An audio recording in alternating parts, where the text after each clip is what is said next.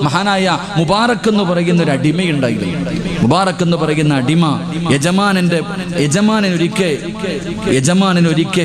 അതാ വീട്ടിലേക്ക് ഒരു വിരുന്നുകാരൻ വന്നപ്പോൾ വിരുന്നുകാരുമായിട്ട് മുബാറക് എന്ന് പറയുന്ന അടിമയെ വിളിച്ചിട്ട് പറഞ്ഞു, നീ തോട്ടത്തിൽ പോയിട്ട് ഒരു കുല മുന്തിരി കൊണ്ടുവരാൻ പറഞ്ഞു, മധുരമുള്ള ഒരു കുല മുന്തിരി. മുബാറക് എന്ന് പറയുന്ന അടിമ അല്ലാഹുവേ പടച്ചവനെ തോട്ടത്തിൽ പോയിട്ട് ഒരു കുല മുന്തിരി പറിച്ചു കൊണ്ടുവന്ന് യജമാനന്റെ കയ്യിൽ കൊടുത്തു. യജമാനൻ ഒരു മുന്തിരി എടുത്ത് തിന്നുമ്പോൾ വല്ലാത്ത പുളി എടുത്ത് കളഞ്ഞിട്ട് പറഞ്ഞിടാ പോയി മധുരമുള്ളത് പറിച്ചുകൊണ്ട് വടാ. മുബാറക് എന്ന് പറയുന്ന അടിമ രണ്ടാമതും കടന്നു ചെന്ന് ഒരു കുല മുന്തിരി കൂടെ പറിച്ചുകൊണ്ട് വന്നു, യജമാനന്റെ കയ്യിൽ കൊടുത്തു. യജമാനൻ അതിൽ ഒരെണ്ണം കഴിച്ചിട്ട് പറഞ്ഞു, വല്ലാത്ത പുളി, ദേഷ്യം വന്നു, നിന്നോട് ഞാൻ മധുരമുള്ളത് കൊണ്ടുവരാനാ പറഞ്ഞേ, പോയിട്ട് വാടാ. മൂന്നാമതും മുബാറക് എന്ന് പറയുന്ന അടിമ മുന്തിരിത്തോട്ടത്തിലേക്ക് കടന്നു ചെന്ന് ഒരു കുല മുന്തിരി പറിച്ചു കൊണ്ടുവന്ന് യജമാനന്റെ കയ്യിൽ കൊടുത്തു. അപ്പോഴും നോക്കുമ്പോൾ വല്ലാത്ത പുളിയാ. യജമാനന് വല്ലാത്ത ദേഷ്യം വന്നു. മുബാറക് എന്ന് പറയുന്ന അടിമയുടെ മുഖത്തേക്ക് ആഞ്ഞടിച്ചു. എന്നിട്ട് ചോദിച്ചു, എടാ കൊല്ലങ്ങളായല്ലോ നീ ഇവിടെ ജോലി ചെയ്യുന്നു, എത്രയോ വർഷങ്ങളായിട്ട് നീ ഇവിടെ ജോലി ചെയ്യുന്നല്ലോ, എടാ മധുരമുള്ളതേതാ മധുരമില്ലാത്തതേതാണെന്ന് നിനക്ക് ഇതുവരെ അറിയത്തില്ലയോടാ എന്ന് പറഞ്ഞിട്ട് തല്ല. ഇത്രയോ വർഷമായിട്ട് നീ ഇവിടെ ജോലി ചെയ്തിട്ട് മധുരമുള്ള മുന്തിരി ഏതാണെന്ന് പോലും അറിയില്ലല്ലോ എന്ന് പറഞ്ഞിട്ട് യജമാനൻ മുബാറക് എന്ന് പറയുന്ന അടിമയെ തല്ലിയപ്പോ ആ മുബാറക് എന്ന് പറയുന്ന അടിമ യജമാനനോട് ചോദിച്ചു, എനിക്ക് അറിയത്തില്ല, കാരണം ഞാൻ ഇന്ന് വരെ തിന്നു നോക്കിയിട്ടില്ല. എന്നോട് തോട്ടം നോക്കാനല്ലേ പറഞ്ഞിട്ടുള്ളൂ, തിന്നാൻ നിങ്ങൾ എനിക്ക് അനുവാദം തന്നിട്ടുണ്ടോ? എന്നോട് നിങ്ങൾ തിന്നാൻ അനുവാദം തന്നിട്ടില്ല, അതുകൊണ്ട് ഒരു തറയിൽ കിടക്കണ പോലും ഞാൻ ഇന്നുവരെ എടുത്ത് നോക്കിയിട്ടില്ല, അതുകൊണ്ട് എനിക്കറിയില്ല. അല്ലാഹുവേ പടച്ചവനെ, ആ മനുഷ്യന്റെ കണ്ണ് നിറഞ്ഞൊഴുകാൻ തുടങ്ങി. അവസാനം മുബാറക് എന്ന് പറയുന്ന അടിമയുടെ കയ്യിൽ പിടിച്ച് വീടിൻ്റെ അകത്തേക്ക് കൊണ്ടുപോയിട്ട് ആ മനുഷ്യൻ തൻ്റെ പൊന്നാര മകളെ വിളിച്ചിട്ട് പറഞ്ഞു, മോളെ, നിനക്ക് വാപ്പ ഒരു പുതിയാപ്പളയെ കൊണ്ടുവന്നിട്ടുണ്ട്. സൗന്ദര്യവതിയായ പണക്കാരൻ്റെ പൊന്നുമോൾ ഉപ്പാനോട് ചോദിച്ചു, ആരാ ഉപ്പ എൻ്റെ പുതിയാപ്പള? നമ്മുടെ പറമ്പി ജോലി ചെയ്യണ മുബാറക്കില്ലേ അവനാ. മകൾ ഉപ്പാനോട് ചോദിച്ചു അത്ര, എന്തേ വാപ്പ അടിമയാണ് കിട്ടിയത്, ഇദ്ദേഹത്തിനെയാണോ വാപ്പ കിട്ടിയത്, തെരഞ്ഞെടുക്കാനുള്ള കാരണം എന്താണെന്ന് ചോദിച്ചപ്പോൾ ആ മനുഷ്യൻ പറഞ്ഞു അത്രേ, മോളെ, ഇതിനേക്കാളും ഒരു നല്ലവനെ കണ്ടെത്താൻ നിന്റെ വാപ്പാൻ എനിക്ക് ഒരിക്കലും കഴിയൂല. ഈ മുബാറക്കിനെക്കാളും ഒരു നല്ല ഭർത്താവിനെ നിനക്ക് തെരഞ്ഞെടുത്ത് തരാൻ ഇനി എൻ്റെ ജീവിതത്തിൽ പറ്റൂല. അള്ളാഹുവേ, ആ സമയത്ത് ആ പൊന്നുമകള് വാപ്പയോട് പറഞ്ഞു അത്രേ, വാപ്പാൻ ഇഷ്ടമാണെങ്കിൽ എനിക്ക് ഇഷ്ടമാ. എൻ്റെ പ്രിയമുള്ളവരെ, അങ്ങനെ ആ മനുഷ്യൻ മുബാറക് എന്ന് പറയുന്ന അടിമയ്ക്ക് തൻ്റെ പൊന്നാര മകളെ വിവാഹം കഴിച്ചു കൊടുത്തു. ആ വാപ്പയ്ക്കും ഉമ്മയ്ക്കും മകനാണ് മഹാനായ അബ്ദുല്ലാഹിബ്നുൽ മുബാറക് റളിയല്ലാഹു തആല അൻഹു. ലോകമറിയുന്ന പണ്ഡിതനാ മഹാനാണെന്ന് ചരിത്രം പഠിപ്പിക്കുന്നു. അള്ളാഹു നമുക്ക് ഈമാൻ നൽകി അനുഗ്രഹിക്കുമാറാകട്ടെ. അതുകൊണ്ട് എൻ്റെ പ്രിയമുള്ള സഹോദരങ്ങളെ, അള്ളാഹുവിൻ്റെ വിശുദ്ധമായ ഖുർആൻ വെറുതെയല്ല പറഞ്ഞത്, ഉമ്മ തലതിരിഞ്ഞു പോയാൽ ആ കുടുംബം നശിച്ചു പോകും. വാപ്പ എത്ര വലിയ ആലിമാണെങ്കിലും എത്ര വലിയ പണ്ഡിതനാണെങ്കിലും ഹജ്ജ് ചെയ്താലും ഉംറ ചെയ്താലും നിസ്കാര തഴമ്പുണ്ടെങ്കിലും പ്രസിഡന്റ് ആയാലും സെക്രട്ടറി ആയാലും ഇമാം ആയാലും കണക്ക് തന്നെ. ഉമ്മമാര് നന്നായില്ലെങ്കിൽ കുടുംബം നന്നാകും. ഇത് ഞാൻ പറഞ്ഞതല്ല, അള്ളാഹുവിൻ്റെ വിശുദ്ധമായ ഖുർആൻ എടുത്തു നോക്ക്. മഹാനായ ശൈഖുൽ അംബിയ നൂഹ് നബി അലൈഹിസ്സലാം, മഹാനായ നൂഹ് നബി അലൈഹിസ്സലാം 950 വർഷം ദഅവത്ത് നടത്തിയ ഒരു നബിയാ. നിങ്ങൾ ആലോചിക്കണം, 950 വർഷം അള്ളാഹുവിനെ കുറിച്ച് ദഅവത്ത് നടത്തിയ നൂഹ് നബി അലൈഹിസ്സലാമിന്റെ ഭാര്യ തലതിരിഞ്ഞവളായിപ്പോയി. സ്വന്തം ഭാര്യ ഒരു പ്രവാചകനെ നിങ്ങൾ ആലോചിക്ക്. രാവിലെ മുതൽ വൈകുന്നേരം വരെ 950 വർഷം ദഅവത്ത് നടത്തിയ ഒരു പ്രവാചകന്റെ ഭാര്യ തലതിരിഞ്ഞു പോയപ്പോൾ ആ പൊന്നുമകനും തലതിരിഞ്ഞു പോയി എന്ന് ചരിത്രം പഠിപ്പിക്കുക. കാഫിറായിട്ട് ചത്തുപോയി. ഖുർആൻ മറ്റൊരു കഥ പറയുന്നുണ്ട്. മഹാനായ ലൂത്ത് നബി അലൈഹിസ്സലാം, രണ്ടുപേരും പ്രവാചകന്മാരാ. ലൂത്ത് നബിയുടെ ഭാര്യ വൃത്തികെട്ടവളായപ്പോ അവിടുത്തെ മക്കളും നശിച്ചുപോയി. അതുകൊണ്ട് എൻ്റെ പ്രിയമുള്ള സഹോദരങ്ങളെ, സഹോദരിമാരെ, അള്ളാഹുവിൻ്റെ വിശുദ്ധമായ ഖുർആൻ അവിടെ നിന്ന് പറഞ്ഞു, ഉമ്മയ്ക്ക് വലിയ സ്ഥാനമാ, നമ്മുടെ ഭാര്യയ്ക്ക് വലിയ സ്ഥാനമാ. എന്റെ പ്രിയമുള്ളവരെ, അള്ളാഹുവിന്റെ പ്രവാചകൻ സല്ലല്ലാഹു അലൈഹി വസല്ലമ തങ്ങൾ അവിടെ പറയുമ്പോൾ വിവാഹം കഴിച്ചവരിരുന്ന് ടെൻഷൻ അടിക്കുന്നു. ഉസ്താദേ, ഇപ്പോഴിത് പറഞ്ഞിട്ട് കാര്യമുണ്ടോ, ഇപ്പോഴിത് പറഞ്ഞിട്ട് കാര്യമുണ്ടോ? എന്റെ പ്രിയമുള്ളവരെ, ഇനിയെങ്കിലും നിനക്കൊന്ന് നന്നാക്കാൻ പരിശ്രമിച്ചുകൂടെ, ഇനിയെങ്കിലും നിനക്കൊന്ന് നന്നാക്കാൻ പരിശ്രമിച്ചുകൂടെ? അതുകൊണ്ട് എന്റെ പ്രിയപ്പെട്ട ചെറുപ്പക്കാരോട് പറയുകയാ, എടാ ചിരിക്ക, തരാനും ഫോൺ നമ്പർ തരാനും ലൈനടിക്കാനും ഒരുപാട് പെണ്ണുങ്ങളുണ്ട്. പെണ്ണുമോളെ പെണ്ണുമോളെ, വിവാഹം കഴിക്കുന്ന സമയത്ത് നീ 100 വട്ടം ചിന്തിക്കണം ചെറുപ്പക്കാരാ.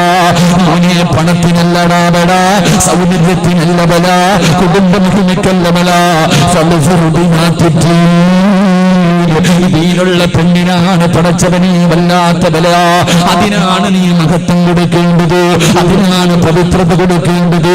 അല്ലാഹുവിന്റെ പ്രവാചകൻ അവിടെ പറഞ്ഞു തരുമ്പോ ഉമർ റളിയല്ലാഹു തആല ആ പെണ്ണുമകനോട് പറഞ്ഞു കൊടുത്തു, മോനെ നിന്റെ വാപ്പയ്ക്ക് നിന്നോടുള്ള ഒന്നാമത്തെ കടമ നിനക്ക് നല്ല ഒരു ഉമ്മാനെ തരല, നിനക്കൊരു നല്ല ഉമ്മയെ തരല.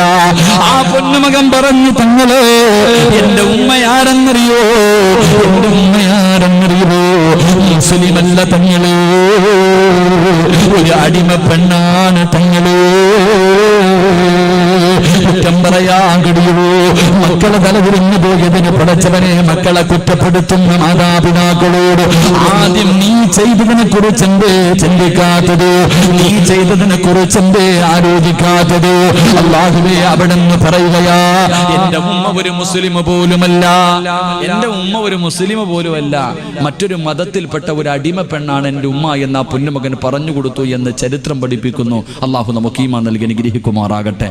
അള്ളാഹു നമ്മുടെ ഭാര്യമാരെയൊക്കെ അള്ളാഹു സാലിഹത്തുകളാക്കി തരുമാറാകട്ടെ. അള്ളാഹു സാലിഹത്തായ ഭാര്യമാരാക്കി നമ്മുടെ ഭാര്യമാർ അള്ളാഹു മാറ്റുമാറാകട്ടെ. എൻ്റെ പ്രിയമുള്ള സഹോദരങ്ങളെ, മാറ്റിയെടുക്കണം നമ്മൾ, നമ്മുടെ ഭാര്യമാരെ നമ്മൾ മാറ്റിയെടുക്കണം. 2, ആ പൊന്നുമകൻ ഉമർ ഇബ്നുൽ ഖത്താബ് തങ്ങളോട് ചോദിച്ചു, തങ്ങളെ രണ്ടാമത്തെ കടമ എന്താ? ഒരു മാതാവിന്, ഒരു പിതാവിന്, മാതാപിതാക്കൾക്ക് തന്റെ മക്കളോടുള്ള രണ്ടാമത്തെ കടമ എന്താണെന്ന് ചോദിച്ചപ്പോൾ ഉമർ തങ്ങൾ പറഞ്ഞു, മക്കൾക്ക് നല്ല പേരിട്ട് കൊടുക്കണം. മക്കൾക്ക് നല്ല പേര് വെച്ച് കൊടുക്കൽ മാതാപിതാക്കളുടെ കടമയാണെന്ന് നബി മുഹമ്മദ് മുസ്തഫ. ഉറക്കെ നബി മുഹമ്മദ് മുസ്തഫ ഈ മകനോട് ചോദിച്ചു, നിന്റെ പേരെന്താണ്? ഈ കുട്ടിയോട് ഉമർ ഇബ്നുൽ ഖത്താബ് തങ്ങൾ ചോദിച്ചു, മോനെ നിന്റെ പേരെന്താണ്? ആ പൊന്നുമോൻ പറഞ്ഞു, എൻ്റെ പേര് ജുഅല. വാപ്പ ഇട്ട പേരെന്താ? ജുഅല. ജുഅല എന്ന് പറഞ്ഞാല് ഇവിടെ എന്ത് പറയുമെന്ന് എനിക്കറിയില്ല. ഈ മഴ പെയ്യണൊക്കെ സമയത്ത് ഇങ്ങനെ ഒരു പ്രാണി, ഞങ്ങളുടെ നാട്ടിൽ കരിവണ്ടെന്ന് പറയും, ഇവിടെ എന്ത് പറയുമെന്ന് അറിയില്ല. ഇവിടെ എന്തോ ഒരു എരുമയെന്ന് പറയാം, എന്തോ കോട്ടെരുമ ഇങ്ങനെ കണ്ടിട്ടില്ലേ? ഈ പ്രകാശത്തിലൊക്കെ ലൈറ്റിന്റെ വെട്ടത്തിലൊക്കെ വരെ ഒരു കറുത്ത ഒരു വണ്ടുണ്ട്. എന്താ പാറ്റ എന്തെങ്കിലും ആവട്ടെ, ഞാൻ എന്തെങ്കിലും പറഞ്ഞിട്ട് അവസാനം ഇനി വേറൊന്നും ആവണ്ട. കാരണം പല നാടുകളിലും പലത് വർത്താനല്ലോ. ഞങ്ങളുടെ നാട്ടിൽ കരിവണ്ടെന്ന് പറയും, കറുത്തിരിക്കണ ഒരു വണ്ട്, ഇങ്ങനെ 2 ചിറകൊക്കെ ഉള്ള ചെറിയ ഒരു സാധനം. എൻ്റെ പ്രിയമുള്ളവരെ, വാപ്പ തൻ്റെ മകനിട്ടിരിക്കണ പേരതാ. അള്ളാഹു നമുക്ക് ഈമാൻ തരുമാറാകട്ടെ. നമ്മുടെ മക്കൾക്ക് ഇട്ടിരിക്കണ പേരെന്താ എന്നാലോചിക്ക്. ഈ സദസ്സിരിക്കണ നെളിഞ്ഞിരിക്കണ ഓരോ വാപ്പമാരും നിന്റെ മക്കൾക്ക് ഇട്ടിരിക്കണ പേരിനെ കുറിച്ച് നിങ്ങൾ ആരെങ്കിലും ചിന്തിച്ചിട്ടുണ്ടോ? എന്താ ഇട്ടിരിക്കണ പേര്? ഇപ്പോൾ ചോദിക്കും, ഉസ്താദ് പേരിന് ഇത്ര വില എന്താണ്? പേരിനൊരു മഹത്തുണ്ട് മനുഷ്യ. എൻ്റെ പ്രിയമുള്ളവരെ, ഒരു സഹോദരൻ പറഞ്ഞതുപോലെ ഇന്നിപ്പോ ഭാര്യ ഗർഭിണിയായി പ്രസവിക്കേണ്ട 7 മാസമാകുമ്പോഴേ ഡിക്ഷണറി നോക്കണ കാലവാ. പേര് യൂട്യൂബിലും ഫേസ്ബുക്കിലും കയറി നെറ്റി നോക്കിയിട്ട് ആ പേരെടുക്കണ മക്കൾക്കിടാൻ. വാപ്പയുടെയും ഭർത്താവിൻ്റെയും ഭാര്യയുടെയും അക്ഷരം വേണം. അപ്പൊ അതിനോട് യോജിച്ച പേരാ അധികം പേര് ഇടാറ്. ഇങ്ങനെ വലിയ ഗവേഷണമാണ് മക്കൾക്ക് പേരിടാൻ. എനിക്ക് ഓർമ്മ വരുന്ന ഒരിക്കൽ ഒരു സഹോദരൻ പറഞ്ഞു, ഉസ്താദെ എൻ്റെ മകൾ, എനിക്കൊരു പെൺകുട്ടിയാ, എൻ്റെ മകൾക്കൊരു വെറൈറ്റി പേരായിട്ട്, ഒരു വെറൈറ്റി പേര്, അതുപോലെ ഒരു പേര് ഇതുവരെ ഞാൻ കേട്ടിട്ട് പോലില്ല. അപ്പൊ എനിക്കൊന്ന് കേൾക്കണമെന്ന് തോന്നി. ഞാൻ ചോദിച്ചു, എന്താ പേര്? ഫാത്തിമ നിഫാസ്. ഞാൻ പറഞ്ഞു, നല്ല പേരാ ഫാത്തിമ നിഫാസ്. കാരണം ഫാത്തിമ എന്ന് പറഞ്ഞാൽ അള്ളാന്റെ റസൂലിന്റെ മകളുടെ പേര്, നിഫാസ് എന്ന് പറഞ്ഞാൽ പ്രസവ രക്തമെന്ന്. ഞാൻ പറഞ്ഞു, ഇനി ഒരെണ്ണം കൂടെ ഉണ്ടുവാണെങ്കിൽ അതിന് ഹൈലെന്നും കൂടെ ഇടാൻ പറഞ്ഞു. അള്ളാഹു നമുക്ക് ഈമാൻ നൽകി അനുഗ്രഹിക്കുമാറാകട്ടെ. നിങ്ങളാരും ചിരിക്കൊന്നും വേണ്ട, നിങ്ങളുടെ മക്കൾക്ക് പേരിടും. ഇന്ന് പേരിടുന്ന കാര്യം, എൻ്റെ പ്രിയമുള്ളവരെ, ഓരോ ചെറുപ്പക്കാർ പള്ളിയിലെ ഖത്തീബിന്റെ അടുക്ക് വന്നിട്ട് അങ്ങോട്ട് ചോദിക്കും, ഉസ്താദേ ഈ പേരിന്റെ അർത്ഥം എന്താണ്? ഈ പേരിന്റെ അർത്ഥം എന്താ? കിതാബ് പഠിക്കണ കാലത്ത് പോലും ഇത്രയും നോക്കിയിട്ടുണ്ടാവില്ല ഉസ്താദ്മാര്. കാരണം എന്താ? ഈ പേരിന്റെ അർത്ഥം തിരയുക. പറഞ്ഞു കൊടുത്തില്ല എങ്കിൽ പറയും പിന്നെ ഉസ്താദിനൊന്നും അറിയത്തില്ല, ഒരു പേരിന്റെ അർത്ഥം പോലും അങ്ങേർക്ക് അറിയത്തില്ല, ഇതാ കളിയാക്കൽ. എന്റെ പ്രിയമുള്ളവരെ, ചില പേരുകൾക്ക് അർത്ഥമില്ല, അറബി പേരുകളായിരിക്കത്തില്ല. ഇങ്ങനെ തിരയുക കിടന്നിട്ട്. എന്റെ പ്രിയമുള്ള സഹോദരങ്ങളെ, മക്കൾക്ക് പേരിടുമ്പോ അള്ളാഹുവിന്റെ വിശുദ്ധ ഖുർആനിൽ അള്ളാഹുവിന് ഏറ്റവും ഇഷ്ടപ്പെട്ട പേരേതാണെന്നറിയോ? അള്ളാഹുവിന് ഏറ്റവും ഇഷ്ടപ്പെട്ട പേര് അഹബ്ബുൽ അസ്മാഇ ഇലല്ലാഹ്, അള്ളാഹുവിന് ഏറ്റവും ഇഷ്ടപ്പെട്ട പേര് അബ്ദുല്ല എന്നാണെന്ന് നബി മുഹമ്മദ് മുസ്തഫ. ഉറക്കെ നബി മുഹമ്മദ് മുസ്തഫ. അബ്ദുല്ല എന്ന പേരുള്ള ആരെങ്കിലും ഉണ്ടെങ്കിൽ ഒന്ന് കൈവക്കിക്ക്, കാണാനുള്ള കൊതി കൊണ്ട. ഒരു അബ്ദുല്ല, ഒരു അള്ളാന്റെ അടിമ, അള്ളാന്റെ അടിമ ഒരാൾ പോലും ഇല്ല. അബ്ദുർ റഹ്മാൻ എന്ന പേരുള്ള ആരെങ്കിലും ഉണ്ടോ ഈ നാട്ടിൽ? 3 പേരുണ്ട്. അൽഹംദുലില്ലാ. അള്ളാഹുവിന് ഏറ്റവും ഇഷ്ടപ്പെട്ട പേര് അബ്ദുല്ല, രണ്ടാമത്തെ പേര് അബ്ദുർ റഹ്മാൻ ആണെന്ന് നബി മുഹമ്മദ് മുസ്തഫ. നബി മുഹമ്മദ് മുസ്തഫ സ്വല്ലല്ലാഹു അലൈഹി വസല്ലമ തങ്ങൾ പറയുമ്പോൾ, എന്റെ പേരുള്ള എന്റെ പ്രിയമുള്ളവരെ, മക്കൾക്ക് നല്ല പേരിടണം. അള്ളാന്റെ ഖുർആൻ എടുത്തു നോക്കൂ, എത്രയോ മനോഹരമായ പേരുകൾ അള്ളാന്റെ ഖുർആൻ പറയുന്നു. ഇന്നാ അർസൽനാക ശാഹിദൻ ومبشرا ونذيرا وداعيا إلى الله بإذنه وسراجا منيرا. അള്ളാഹുവിന്റെ ഖുർആൻ നല്ല പേര് പറഞ്ഞു തരുന്നുണ്ട്, അർത്ഥം പോലും നോക്കണ്ട. ഇന്നാ അർസൽനാക ഷാഹിദ, മുഹമ്മദ് ഷാഹിദ്, മുഹമ്മദ് മുബശ്ശിർ, മുഹമ്മദ് നദീർ, മുഹമ്മദ് ദാഇ. ഇതൊക്കെ വെറൈറ്റി. അതാ വെറൈറ്റി പേര്. മുഹമ്മദ് ദാഇ, ദഅവത്ത് ചെയ്യുന്നവൻ. ദാഇ, മുബശ്ശിർ, നദീർ, ദാഇ, സിറാജ്, മുനീർ. ഇതൊക്കെ അള്ളാഹുവിന്റെ ഖുർആൻ പറഞ്ഞ പേരാ. അള്ളാഹു മക്കൾക്കിടാൻ ഭാഗ്യം തരുമാറാകട്ടെ. എന്റെ പ്രിയമുള്ള സഹോദരങ്ങളെ, മക്കൾക്ക് നല്ല പേരിടണമെന്ന് പറഞ്ഞാൽ പേര് ഇപ്പൊ എന്റെ പേര് സിറാജുദ്ദീൻ, എന്റെ വാപ്പ എനിക്കിട്ട പേരാ ദീനിന്റെ വിളക്ക്. എന്റെ ഈ 32 കൊല്ലത്തിന്റെ ഇടയിൽ എത്ര കോടിക്കണക്കിന് പേര് എന്റെ ആ പേര് വിളിച്ചിട്ടുണ്ടാകും. അള്ളാഹു ഇഷ്ടപ്പെട്ട ഏതോ ഒരു മനുഷ്യൻ എന്നെ കണ്ടപ്പോ വിളിച്ചു സിറാജുദ്ദീൻ, ദീനിന്റെ വിളക്ക് എന്ന് വിളിച്ചപ്പോ അള്ളാഹ് ആ വിളി കേട്ടത് കൊണ്ടാണ് ഞാൻ ഇന്ന് ഇവിടെ നിന്ന് വയലു പറയുന്നത്. അള്ളാഹു നമുക്ക് ഈമാൻ നൽകി അനുഗ്രഹിക്കുമാറാകട്ടെ. അതാ പേരിന്റെ അർത്ഥം. നല്ല അർത്ഥമുള്ള പേരിടണം. എന്നാൽ ഈ സദസ്സിലിരിക്കുന്ന നമ്മളിൽ പലരും മക്കൾക്ക് നല്ല പേരിട്ടിട്ടുണ്ട്. എന്താ പേര്? അള്ളാഹുവേ, അബ്ദുർ റഹ്മാൻ, അബ്ദുല്ല, മുഹമ്മദ്, അവിടെ നിന്ന് ഇങ്ങനെ ഹസൻ, ഹുസൈൻ, അബൂബക്കർ, നല്ല പേരുകളാ മക്കൾക്ക് ഇട്ടിരിക്കണേ. എന്നാ വീട്ടിൽ വിളിക്കണേ എന്താ? മോനെ അക്കുവേ, മോനെ അക്കുവേ, മോനെ കുക്കുവേ. നിങ്ങൾ ആലോചിച്ച് നിൽക്കേ. എടാ നന്മയുള്ളവൻ മുഹമ്മദ് ഹസൻ, നന്മയുള്ളവനെ എന്ന് പെറ്റ തള്ള 10 പ്രാവശ്യം വിളിച്ച അവൻ നന്മയുള്ളവനാകും. അവള് വിളിക്കൂല ആ പേര്. പാപ്പാ, നിന്റെ മകന്റെ പേര് ഹസൻ എന്ന് പേരിട്ടിട്ട് നീ അവനെ വിളിക്കൂല, നീ അവനെ കുക്കു കുക്കു എന്ന് വിളിച്ചോണ്ടിരിക്കുക. ഏതോ നാൽക്കാലിയുടെ പേര്, എന്താന്ന് പോലും അറിയത്തില്ല അതിന്റെ പേരെന്താണ്. ബാലരമയിലുള്ള ഏതോ ഒരു ജീവിയുടെ പേരാ അത്. അക്കുവും കുക്കുവും, അങ്ങനെ ഒരു കഥയുണ്ടായിരുന്നു പണ്ട്. അതുപോലെ ഇന്ന് എന്റെ പ്രിയപ്പെട്ട ഉപ്പമാര്, മോനെ നന്മയുള്ളവനെ എന്ന് നീ 100 പ്രാവശ്യം വിളിച്ചാൽ നിന്റെ മോൻ നന്നായി പോകും. നീ അത് വിളിക്കൂല. നിന്റെ എളുപ്പത്തിന് നീ വേറെന്തെങ്കിലും പേര് വിളിക്കും. അപ്പൊ പിന്നെ നിന്റെ മക്കള് തലതിരിഞ്ഞു പോയതിന് കുഴപ്പമില്ല, നിന്നെ തല്ലുന്നതിന് കുഴപ്പമില്ല, കണ്ടവന്റെ കൂടെ ഒളിച്ചോടി പോകുന്നതിന് കുഴപ്പമില്ല. അതിന്റെ കാരണം നീ തന്നെയാ. അള്ളാഹു നമുക്ക് ഈമാൻ തരുമാറാകട്ടെ. അപ്പൊ ഇന്ന് മുതൽ മക്കളുടെ പേര് നല്ല പേരിട്ടിട്ടുണ്ടെങ്കിൽ ആ പേര് പരിപൂർണമായി വിളിക്കാൻ തീരുമാനിക്കുക. അള്ളാഹു നമുക്ക് ഭാഗ്യം തരുമാറാകട്ടെ. ഉറക്കെ അള്ളാഹു ഭാഗ്യം തരുമാറാകട്ടെ. ഷാല വിളിക്കൂലേ? ഒന്ന് തീരുമാനിക്കണവർ കൈവക്കിക്കേ. സ്വന്തം മക്കളുടെ പേര് പരിപൂർണമായിട്ട്. വാപ്പുള്ള വാപ്പ എന്താ നിങ്ങളാരും വിളിക്കൂല? അങ്ങ് വേണമെങ്കിൽ വിളിച്ചാൽ മതി. എനിക്ക് അത്യാവശ്യമൊന്നുമില്ല. ഞാൻ പണ്ട് ആദ്യമേ അതാ പറഞ്ഞത്, എനിക്ക് വേണ്ടിയാണ് ഞാൻ വാഴ്ന്നു പറയുന്നത്. എൻ്റെ മകൻ്റെ പേര് മുഹമ്മദ് സിനാനും മുഹമ്മദ് നഈമും. എൻ്റെ നല്ല പേരാ, ഞാൻ അതേ വിളിക്കത്തുള്ളൂ. മോനെ എന്ന് വിളിക്കും, അത് കുഴപ്പമില്ല, സ്നേഹമുള്ള വിളിയാ. അള്ളാഹു നമുക്ക് ഭാഗ്യം നൽകുമാറാകട്ടെ. അതുകൊണ്ട് മക്കൾക്ക് നല്ല പേരിടണം. എൻ്റെ പ്രിയമുള്ള സഹോദരങ്ങളെ, വെറുതെ അങ്ങ് മക്കളെ കിട്ടൂല. നല്ല മക്കളെ എങ്ങനെ വെറുതെ കിട്ടൂല? എൻ്റെ പ്രിയമുള്ളവരെ, അല്ലാഹുവിന്റെ പ്രവാചകൻ സല്ലല്ലാഹു അലൈഹി വസല്ലമ തങ്ങൾ പറയുകയാ, നല്ല മക്കളെ കിട്ടണമെങ്കിൽ വെറുതെ ലഭിക്കൂല. എന്റെ പ്രിയമുള്ളവരെ, അതുകൊണ്ടാണ് ഒരു കുഞ്ഞു ജനിച്ചു കഴിഞ്ഞാൽ അവന്റെ വലത്തെ ചെവിയിൽ ബാങ്ക് കൊടുക്കണം, ഇടത്തെ ചെവിയിൽ കാമത്ത് കൊടുക്കണം. അല്ലാഹുവേ,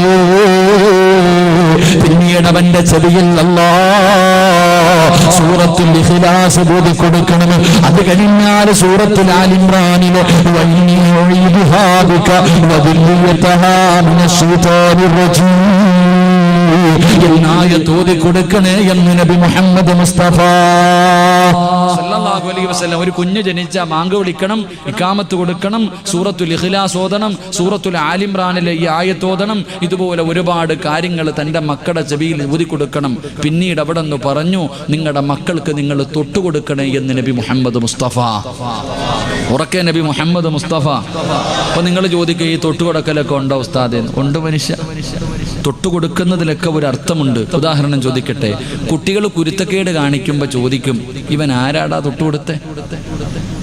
ഇവൻ ആരാടാ തൊട്ടുകൊടുത്തത്? അത് നമ്മുടെ അബൂബക്കർ. അവന്റെ ഗുണമല്ലേ ഇവൻ കാണിക്കത്തുള്ളൂ, പറയാറില്ലേ? എൻ്റെ പ്രിയമുള്ള സഹോദരങ്ങളെ, തൊട്ടുകൊടുക്കുന്ന മനുഷ്യൻ നല്ലവനായിരിക്കണം, 5 നേരം നിസ്കരിക്കണ, അള്ളാനെ ഭയന്ന മനുഷ്യനായിരിക്കണം തൊട്ടുകൊടുക്കാൻ. അല്ലാതെ മുറുക്കാനും മുറുക്കി പള്ളിയുടെ പടി പോലും കാണാത്ത വാപ്പ തൊട്ടുകൊടുത്ത ഓൻ അങ്ങനെ ആയി പോകുന്നതിന് കുഴപ്പമൊന്നുമില്ല. അവനെ കുറ്റം പറഞ്ഞിട്ട് കാര്യമില്ല. നല്ല ആൾക്കാർ വേണം തൊട്ടുകൊടുക്കാൻ. അള്ളാഹു നമുക്ക് ഭാഗ്യം തരുമാറാകട്ടെ. അപ്പൊ ഉമർ റളിയല്ലാഹു തആല അൻഹു രണ്ടാമതായിട്ട് അവിടെ നിന്ന് പറയുന്നു, വാപ്പാ പൊന്നുമോളുടെ പേരിനെ കുറിച്ച് എന്തേ ചിന്തിക്കാത്തത്?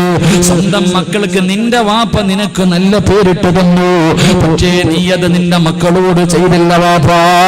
എന്റെ പ്രിയപ്പെട്ട പെങ്ങളെ, പ്രസവിക്കുന്ന മക്കള് സ്വാലിഹീങ്ങളാകണമെങ്കിൽ രണ്ടാമത്തെ കാര്യം അവർക്ക് നല്ല പേരിടാൻ മറന്നു പോകരുത്. മൂന്നാമതായിട്ട് അല്ലാഹുവിന്റെ റസൂൽ മഹാനായ ഉമർ തങ്ങളോട് അവനോട് പറയുകയാ, മൂന്നാമത്തെ കടമ എന്തെന്നറിയോ? എന്റെ പ്രിയപ്പെട്ട വാപ്പമാരോട് ഉമ്മമാരോട് മക്കളെ കുറിച്ച് കുറ്റം പറയുന്ന മാതാപിതാക്കളോട് അല്ലാഹുവിന്റെ ഖുർആൻ അവിടുന്ന് പറയുകയാ, മൂന്നാമത്തെ കാര്യം എന്തെന്നറിയോ? ഇമാമാ, മക്കൾക്ക് മാതൃകയാകുന്ന ഒരു വാപ്പയും അമ്മയുമായി നിങ്ങൾ ജീവിച്ച് കാണിക്കണേ എന്ന് നബി മുഹമ്മദ് മുസ്തഫ സല്ലല്ലാഹു അലൈഹി വസല്ലമ തങ്ങൾ പറയുമ്പോ ഈ വാദിന്റെ സദസ്സിലിരിക്കുന്ന ഓരോ വാപ്പയ്ക്കും പറയാൻ കഴിയോ, നീ ഒരു നല്ല വാപ്പയാണെന്ന്, നിന്റെ മക്കൾക്ക് മാതൃകയാകുന്ന ഒരു വാപ്പയാണ് നീ എന്ന് പറയാൻ കഴിയോ? പറയാൻ കഴിയോ പെങ്ങളെ? എന്ന് പറഞ്ഞ ഖതീബ് ഉസ്താദ് പറഞ്ഞതുപോലെ ആദ്യം നന്നാകേണ്ടത് നീയാണ്. ആദ്യം നന്നാകേണ്ടത് നീയാണ്. നീയാണ് നിന്റെ മക്കളുടെ ഗുരു, നീയാണ് നിന്റെ മക്കളുടെ ഗുരു. ആദ്യം നീ നന്നാകണം. നിന്നെ കണ്ടു വളരുന്ന മക്കള് തലതിരിഞ്ഞു പോകില്ലെന്ന് നബി മുഹമ്മദ് മുസ്തഫ സല്ലല്ലാഹു അലൈഹി വസല്ലം. ആദ്യം നന്നാകേണ്ടത് വാപ്പ നീയാ. നീ നിസ്കരിക്കോ? നിങ്ങൾ പറ, 5 നേരം നീ നിസ്കരിക്കോ? നീ ഖുർആൻ കൈകൊണ്ട് തൊടുവോ? ഒരു സലാത്ത് പറയോ? ഇത് കണ്ടു വളരുന്ന മകൻ അവൻ ചെയ്തില്ലെങ്കിൽ തല്ലുന്നൊരു കാര്യമുണ്ടോ? എന്റെ പ്രിയപ്പെട്ട സഹോദരിമാര്, നീ നേരെ ജുബ വസ്ത്രവും ധരിച്ച് നടക്കോ? അതില്ല. എന്റെ പ്രിയമുള്ളവരെ, നമുക്കെല്ലാവർക്കും ഉപദേശിക്കാൻ വലിയ ആഗ്രഹം. അതിനാർക്കും ഒരു കുഴപ്പമില്ല. അങ്ങോട്ട് ഉപദേശവാ. വാപ്പ അള്ളാന്റെ പള്ളിയിൽ നിന്ന് ബാങ്ക് വിളിച്ചു, വീടിന്റെ മുറ്റത്തിരിപ്പുണ്ട്, കസേരയുടെ മോളിൽ കാലും കയറ്റി വെച്ചിട്ടിരിക്കുക. ബാങ്ക് വിളിക്കുമ്പോ മകനോട് പറയണ്ടാ, പള്ളി പോടാ, ഭീഷണിയാ, പോടാ പള്ളിയിൽ. ഈ മനുഷ്യന് വല്ല അസുഖമുണ്ടോ? ഒരു ഗുരുവില്ല. വീടിന്റെ മുന്നിൽ ആരോഗ്യവാനായി ഇരുന്നിട്ട് മകനോട് പറയും പള്ളിയിൽ പോകാൻ. തല്ലാൻ റെഡിയായി നിൽക്കുക. എന്നാ സത്യത്തിൽ ചെയ്യേണ്ടതെന്തേ? നീ ആദ്യം പോയി കാണിക്കണ്ടേ? വാപ്പ നീ ആദ്യം പള്ളിയിൽ പോണം. നീ പോയാൽ നിന്റെ മകൻ പുറകെ വരും. നീ വരാൻ പോലും വിളിക്കണ്ട. ഉമ്മ പടച്ചവനെ മഗ്രിബിന്റെ സമയമാകുമ്പോ മോളോട് പറയും, മഗ്രിബിന് ബാങ്ക് വിളിച്ചു, യാസീൻ ഓതു, സലാത്ത് പറ, നിസ്കരിക്ക്, ഞാനിവിടെ പെറ്റ് കിടക്കുക സീരിയലിന്റെ മുന്നിൽ. ഉമ്മ ടിവിയുടെ മുന്നിലിരിക്കുക. എന്നിട്ട് മക്കളോട് പറയും ചെയ്യാൻ. ഇതെവിടുത്തെ ന്യായവ സഹോദരൻ? ഇതെവിടുത്തെ ന്യായവാ? എന്റെ പ്രിയമുള്ളവരെ, ഉപദേശിക്കുന്ന മാതാപിതാക്കളോട് പറയുകയാ മഹാനായി നബി മുഹമ്മദ് മുസ്തഫ. ഉള്ളത് പറയുന്നത് കൊണ്ടായിരിക്കും നിങ്ങളിൽ പലർക്കും ഇഷ്ടപ്പെടുന്നില്ല എന്ന് തോന്നുന്നു. നിർത്തണോ? നിങ്ങൾ തല്ലുവോ? നിങ്ങൾ തല്ലിയാൽ എനിക്കൊന്നുമില്ല, ഞാൻ ഉള്ളത് പറയും. അള്ളാഹു ഈമാൻ തരുമാറാകട്ടെ. അള്ളാഹു ഈമാൻ തരുമാറാകട്ടെ. തെറ്റ് കണ്ടിട്ട് തിരുത്തിയില്ലെങ്കിൽ കിട്ടുന്ന ശിക്ഷ എന്താണെന്നറിയോ? തെറ്റ് കണ്ടിട്ട് തിരുത്തിയില്ല എങ്കിൽ വേണേൽ ഞാൻ നിങ്ങളെക്കുറിച്ച് നല്ലപോലൊക്കെ പൊക്കി പറഞ്ഞാൽ നിങ്ങൾ വേണേൽ മുസാഫത്തൊക്കെ ചെയ്ത് കെട്ടിപ്പിടിച്ച് വണ്ടി കയറ്റി വിടും. എനിക്കതൊന്നും വേണ്ട. നിങ്ങൾ തല്ലിയാലും കുഴപ്പമില്ല, ഇനി എന്നെ വയലിന് വിളിച്ചില്ലെങ്കിലും കുഴപ്പമില്ല, ഉള്ളത് പറയണം. പറഞ്ഞില്ലെങ്കിൽ കിട്ടണ പണി എന്തെന്നറിയും. മഹാനായ നബിയുനാ റസൂലുള്ളാഹി സ്വല്ലല്ലാഹു അലൈഹി വസല്ലമ തങ്ങൾ പറയുന്നു, ഒരിക്കൽ അല്ലാഹു ജിബ്രീൽ അലൈഹിസ്സലാമിനോട് പറഞ്ഞു, ഒരു നാട് മുഴുവനും നശിപ്പിക്കാൻ പറഞ്ഞു. ഒരു നാട് മുഴുവനും നശിപ്പിക്കാൻ പറഞ്ഞപ്പോ ജിബ്രീൽ അലൈഹിസ്സലാം ഇങ്ങനെ നാട് നശിപ്പിക്കാൻ പോകുമ്പോൾ ഒരു കുട്ടി ഇരുന്നിട്ട് ബിസ്മി ഓതിക്കൊണ്ടിരിക്കുക. ഫാത്തിഹയാണെന്നും ബിസ്മിയാണെന്ന് പറയുന്നു. ബിസ്മി ഇങ്ങനെ ഓതിക്കൊണ്ടിരിക്കുന്നത് കണ്ടപ്പോ അള്ളാഹുവേ, ഒരു കുട്ടി ഇരുന്ന് പടച്ചവനെ ബിസ്മില്ല ഓതുന്നു റബ്ബേ. ആ സമയത്ത് അള്ളാഹു പറഞ്ഞു, ആ കുട്ടി അത് പറഞ്ഞതിന്റെ ബർക്കത്ത് കൊണ്ട് ആ നാട്ടുകാർക്ക് മുഴുവനും ഞാൻ ആയുസ് നീട്ടിക്കൊടുത്തിരിക്കുന്നു, നീ ഒന്നും ചെയ്യണ്ട, തിരിച്ചു വരാൻ പറഞ്ഞു. തിരിച്ചു വിളിച്ചു. പിന്നീടൊരവസരത്തിൽ അവിടെ നിന്ന് പറഞ്ഞു, ഒരു നാട് മുഴുവനും നശിപ്പിക്കാൻ. ജിബ്രീൽ അലൈഹിസ്സലാം നാട് നശിപ്പിക്കാൻ വേണ്ടി പോകുമ്പോ ഒരു ഉസ്താദ് ഇബാദത്തിലാണ്. ഒരു ഉസ്താദ് വല്ലാത്ത ഇബാദത്താ. ഖുർആനിലെ ഒരു ആയത്ത് ഓതിയപ്പോ അള്ളാഹ് വെറുതെ വിട്ടു. അപ്പൊ പിന്നെ നിസ്കരിച്ചാ വെറുതെ വിടുമല്ലോ. ജിബ്രീൽ അലൈഹിസ്സലാം അള്ളാഹുവിനോട് ചോദിച്ചു, പടച്ചവനെ, ഒരു മനുഷ്യന് ഇബാദത്ത് ചെയ്തുകൊണ്ടിരിക്കുക, എന്ത് ചെയ്യണം തമ്പുരാനെ? ആ സമയത്ത് അള്ളാഹു പറഞ്ഞു അത്രേ, ആദ്യം ആ ഉസ്താദിനെ തലകീഴായിട്ട് എടുത്തടിക്കാൻ. ആദ്യം ഉസ്താദിനെ തലകീഴായിട്ട് അടിക്കണം, പിന്നെ വേണം നാട്ടുകാർക്ക് കൊടുക്കാൻ. അതെന്തേ പടച്ചവനെ? ആ മനുഷ്യൻ തന്റെ കണ്ണിന്റെ മുന്നിൽ തെറ്റ് നടക്കുന്നത് കണ്ടിട്ട് തിരുത്തി കൊടുത്തില്ല എന്ന് നബി മുഹമ്മദ് മുസ്തഫ. അപ്പൊ ആദ്യത്തെ അടി ഉസ്താദിനാ. അപ്പൊ എനിക്കത് കൊള്ളാൻ വയ്യാത്തോണ്ടാണ് ഞാൻ പറയുന്നത്. അള്ളാഹു ഈമാൻ തരുമാറാകട്ടെ. അതല്ലെങ്കിൽ പരിശുദ്ധമായ ഖുർആൻ എടുത്തു നോക്കൊരു ചരിത്രം കാണാം. മൂസാ നബിയാണെന്ന് തോന്നുന്നു, മൂസാ നബി അലൈഹി സ്വലാമിന്റെ കാലഘട്ടത്തിലാണെന്ന് തോന്നുന്നു. ശനിയാഴ്ച ദിവസം മീൻ പിടിക്കാം. മൂസാ നബി അലൈഹി സ്വലാമിന്റെ ഉമ്മത്തിനോട് അള്ളാഹു പറഞ്ഞു, ശനിയാഴ്ച ദിവസം മീൻ പിടിക്കാൻ പോകാൻ പാടില്ല. മൂസാ നബി എത്ര പറഞ്ഞിട്ടും കുറച്ച് ആൾക്കാർ കേൾക്കൂല. ശനിയാഴ്ച മീൻ പിടിക്കാൻ പോകും. അവസാനം സഹികെട്ടിട്ട് ദുആ ചെയ്തു, അള്ളാഹുവേ, ഇവരെ നീ കൊരങ്ങന്മാരാക്കി കളയണേ തമ്പുരാനെ. അള്ളാഹു, ഇവരെ നീ കോലം മറിച്ച് കളയണേ തമ്പുരാനെ. അപ്പൊ ഇങ്ങനെ കടലിൽ പോയവര് മുഴുവനും തിരിച്ചു വരുമ്പോ കൊരങ്ങന്റെ തലയുമായിട്ട് വരുന്ന കാഴ്ച കാണാൻ ഈ കരയിൽ കുറച്ച് മഹാന്മാരുണ്ടല്ലോ. പള്ളിയുടെ ഫസ്തഫി ഇരിക്കുന്ന ഒരു വിഭാഗം ഉണ്ടല്ലോ. പലരും പള്ളിയിൽ പോകാൻ, പള്ളി കയറാത്ത ഒരുത്തം പള്ളിയിൽ പോയാ ഈ ഉപ്പാമാര് ചോദിക്കും, നീയും പള്ളിക്കകത്ത് കയറിയോടാ, എത്ര നാളത്തേക്കാ? കാരണം അവരുടെ കുടുംബ സ്വത്ത് പോലെ പള്ളി. ചിലരങ്ങനെ കളിയാക്കുന്ന ഒരു വിഭാഗമുണ്ട്. അപ്പോ മഹാനായ മൂസാ നബി അലൈഹിസ്സലാമിന്റെ കാലഘട്ടത്തിൽ കടലിൽ പോയവര് തിരിച്ചു വരുമ്പോ കൊരങ്ങന്റെ തലയുമായിട്ട് വരുന്ന കാഴ്ച കാണാൻ ഈ മീൻ പിടിക്കാൻ പോകാത്ത കുറച്ച് മഹാന്മാര് കടലിന്റെ കരയിൽ പോയി കാത്തിരിക്കുക. അളിയ എപ്പോ വരുവടാ? കൊരങ്ങന്മാരൊക്കെ ഇവരിങ്ങനെ കാത്തു നിൽക്കുക. ആ സമയത്ത് മൂസാ നബി ദുആ ചെയ്തു, അല്ലാഹുവേ, ഈ കരയിൽ നിൽക്കുന്നവരെ നീ ആദ്യം കോലം മാറ്റണം. അല്ലാഹുവേ, ഈ കരയിൽ നിൽക്കുന്നവരെ നീ ആദ്യം കോലം മാറ്റണം. കാരണം ഇവരവര് പോയപ്പോ അവരെ തടഞ്ഞില്ല. തെറ്റ് കണ്ടിട്ട് തിരുത്തി കൊടുക്കാത്തവരാ. ആദ്യം അവർക്കാണ് ശിക്ഷ കിട്ടിയത്. അള്ളാഹു കാത്തുരക്ഷിക്കുമാറാകട്ടെ. അതുകൊണ്ട് എന്റെ പ്രിയമുള്ളവരോട് പറയുകയാ, അള്ളാഹുവിന്റെ പ്രവാചകൻ സല്ലല്ലാഹു അലൈഹി വസല്ലമ തങ്ങളുടെ മുന്നിൽ ഓരോ വാപ്പയും ഉമ്മയും കേട്ടോ, മക്കളെ ഉപദേശിക്കുന്ന ഓരോ മാതാപിതാക്കളും കേട്ടോ, അങ്ങനെ ഉപദേശിക്കേണ്ടെന്ന് ഞാൻ പറഞ്ഞുതരാം. എങ്ങനെയാ ഉപദേശിക്കേണ്ടെന്ന് പറഞ്ഞുതരാം. അങ്ങനെ പറഞ്ഞു കൊടുത്താലേ മക്കൾ അനുസരിക്കത്തുള്ളൂ. മഹാനായ നബി സല്ലല്ലാഹു അലൈഹി വസല്ലമ തങ്ങളുടെ മുന്നിലേക്ക് ഒരു ഉമ്മ തന്റെ മകനുമായി കടന്നു വന്നു. പ്രവാചകന്റെ മുന്നിലേക്ക് ഒരു മകനുമായി കടന്നു വന്നിട്ട് പറഞ്ഞു, നബിയേ, ഇവൻ ആരും പറഞ്ഞിട്ടും അനുസരിക്കുന്നില്ല, മധുരം വാരി വാരി തിന്നുകയാണ്. മധുരം ഒരുപാട് കഴിക്കുന്നുണ്ട്, ആരുപദേശിച്ചിട്ടും ഇവൻ കേൾക്കുന്നില്ല. നബിയെ, നിങ്ങൾ പറഞ്ഞാ എന്റെ പൊന്നുമോൻ അനുസരിക്കും, ഒന്ന് ഉപദേശിക്കുമോ നബിയെ? റസൂലുള്ളാഹി സ്വല്ലല്ലാഹു അലൈഹി വസല്ലമ തങ്ങള് ആ ഉമ്മാനോട് പറഞ്ഞു, പോയിട്ട് പിന്നെ വരാൻ, ഒരാഴ്ച കഴിഞ്ഞ് വരാൻ. ഉമ്മ തന്റെ മകനുമായി പോയി. ഒരാഴ്ച കഴിഞ്ഞിട്ട് വലിയ സന്തോഷത്തോടെ റസൂലുള്ളാഹി തങ്ങളുടെ മുന്നിലേക്ക് തന്റെ മകനുമായി കടന്നു വന്നു. ആ സമയത്ത് പ്രവാചകൻ സ്വല്ലല്ലാഹു അലൈഹി വസല്ലമ തങ്ങൾ തന്റെ പൊന്നുമകനെ, ആ പൊന്നുമോനെ അടുത്ത് വിളിച്ചു നിർത്തിയിട്ട് പറഞ്ഞു, മോനെ, മധുരം അധികമായിട്ട് കഴിക്കരുത്, അത് ശരീരത്തിന് നല്ലതല്ല. ഇത്രേ പറഞ്ഞുള്ളൂ. മധുരം അധികമായിട്ട് കഴിക്കരുത്, അത് ശരീരത്തിന് നല്ലതല്ല. ഇത്രേ പറഞ്ഞുള്ളൂ. ഈ ഉമ്മ ചോദിച്ചു, ഇത് പറയാനാ ഒരാഴ്ച എടുത്ത്? അന്നേ അങ്ങ് പറഞ്ഞാ പോരായിരുന്നു, ഇത്രേ ഉള്ളെങ്കിൽ അന്നേ അങ്ങ് പറഞ്ഞാ പോരായിരുന്നു എന്ന് അല്ലാഹുവിന്റെ പ്രവാചകൻ സല്ലല്ലാഹു അലൈഹി വസല്ലമ തങ്ങളോട് ചോദിക്കുമ്പോൾ ലോകത്തിന്റെ നേതാവ് പറഞ്ഞു മറുപടിയെ സദസ്സിലിരിക്കുന്ന ഒരു വാപ്പയും മറക്കരുത്, ഒരു ഉമ്മയും മറന്നു പോകരുത്. അല്ലാഹുവിന്റെ റസൂൽ പറഞ്ഞു, ഞാൻ മധുരം അധികമായിട്ട് കഴിക്കുമെന്ന അത് നിർത്തിയിട്ട് ഈ കുഞ്ഞിനെ ഉപദേശിക്കാമെന്ന് കരുതുന്ന ആദ്യം നന്നാകേണ്ടത് നീയാ. നീ നന്നായിട്ട് വേണം നിന്റെ മക്കളെ നന്നാക്കാൻ നിൽക്കേണ്ടത്. അല്ലാതെ പടച്ചുറപ്പിന്റെ പള്ളികളുടെ മിനാരത്തിൽ നിന്ന് ഒരു ദിവസം 5 നേരം ഹയ്യാല സ്വലാ ഹയ്യാലൽ ഫലാ 5 നേരം അള്ളാന്റെ പള്ളിയിൽ നിന്ന് ബാങ്ക് വിളിക്കുമ്പോൾ ഈ പള്ളിയിൽ പോയി 5 നേരം നിസ്കരിക്കുന്നവര് വാപ്പയാണെങ്കിൽ നിന്റെ മകനോട് പറയണ്ട പള്ളിയിൽ പോകാ, നീ അവനെ നിർബന്ധിക്കണ്ട വാപ്പോ. നിന്റെ പൊന്നുമോ നിന്റെ കയ്യിൽ പിടിച്ചിട്ട് ചോദിക്കും എന്നെ കൂടെ കൊണ്ടുപോകോ വാപ്പാ. എന്റെ പ്രിയപ്പെട്ട പിന്നീട് നീ നമസ്കരിക്കുന്നവളാണെങ്കിൽ പടച്ചവനെ നിന്റെ പൊന്നാര മക്കൾ നിന്റെ കൂടെ വന്ന് നിസ്കരിക്കുകയാ. പടച്ചവനെ നിങ്ങൾ ഖുർആൻ ഓതുന്നവരാണെങ്കിൽ, നിങ്ങൾ നല്ലവരാണെങ്കിൽ, നല്ല കർമ്മങ്ങൾ പ്രവർത്തിക്കുന്നവരാണെങ്കിൽ നിങ്ങളുടെ മക്കളത് പ്രവർത്തിക്കുമെന്ന് അല്ലാഹുവേ അവിടുന്ന് ചരിത്രം പഠിപ്പിക്കുമ്പോ ഈ സദസ്സിലിരിക്കുന്ന വാപ്പമാരോട്, ഈ സദസ്സിലിരിക്കുന്ന ഉമ്മമാരോട് അല്ലാഹുവേ നിങ്ങളുടെ മക്കൾക്ക് മാതൃകയാകുന്ന ഒരു വാപ്പയാകാൻ കഴിഞ്ഞിട്ടുണ്ടോ? എന്റെ പ്രിയമുള്ളവരെ, അല്ലാഹുവേ പടച്ചവനെ പ്രിയപ്പെട്ട ഭാര്യയും വൃത്തികേടുകൾ കാണിച്ചാൽ പലർക്കും തിരുത്തി കൊടുക്കാൻ പേടിയാണ്. ഭാര്യയും മക്കളും തെറ്റ് ചെയ്താ തിരുത്തി കൊടുക്കാത്ത പലരുമുണ്ട്. അല്ലാഹുവിന്റെ പ്രവാചകൻ അവിടുന്ന് പറയുന്ന സഹാബാ,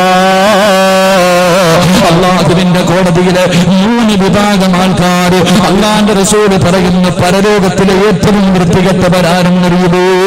അല്ലാഹു കരുണ കാണിക്കാത്ത, പടച്ചവനെന്ന് മുഖത്ത് പോലും നോക്കാത്ത 3 വിഭാഗമുണ്ട്. ആ 3 വിഭാഗത്തിൽ 1ാമത്തെ വിഭാഗം വാപ്പാണിപ്പാ.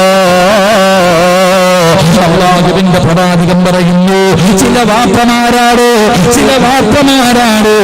ഏത് വാപ്പമാരെന്നറിയുമോ? ഭാര്യയും മക്കളും തെറ്റ് ചെയ്യുന്നത് കണ്ടിട്ട് അത് തിരുത്തി കൊടുക്കാത്ത വാപ്പയുണ്ടല്ലോ. വാപ്പാ പടച്ചവനെ നീ പള്ളിയിൽ അസറിന് വന്ന ഇശാ കഴിഞ്ഞ് വീട്ടിലേക്ക് പോകൂ. അല്ലാഹുവേ ഇശാ നമസ്കാരം കഴിഞ്ഞ് ഹദ്ദാനും കഴിഞ്ഞ് വീട്ടിലേക്ക് മടങ്ങി ചെല്ലുമ്പോ കാലിന്റെ മുകളിൽ കാലും കയറ്റി വെച്ച് നിന്റെ പ്രിയപ്പെട്ട ഭാര്യ സ്വന്തം മക്കളെ പിടിച്ച് അടുത്തിരുത്തിയിട്ട് വീടിന്റെ അകത്തിരുന്നു കൊണ്ട് ചന്ദനമടയും പരസ്പരം കണ്ടുകൊണ്ടിരിക്കുകയാ. ഇത് നിനക്ക് പാപമാണെന്നറിയുമല്ലോ, ഇത് തെറ്റാണെന്ന് നിനക്കറിയുമല്ലോ. പടച്ചവനെ അത് തിരുത്തി കൊടുക്കാത്ത വാപ്പയുണ്ടല്ലോ. നിന്നെ അല്ല വെറുതെ വിടത്തില്ലെന്ന് നബി മുഹമ്മദ് മുസ്തഫ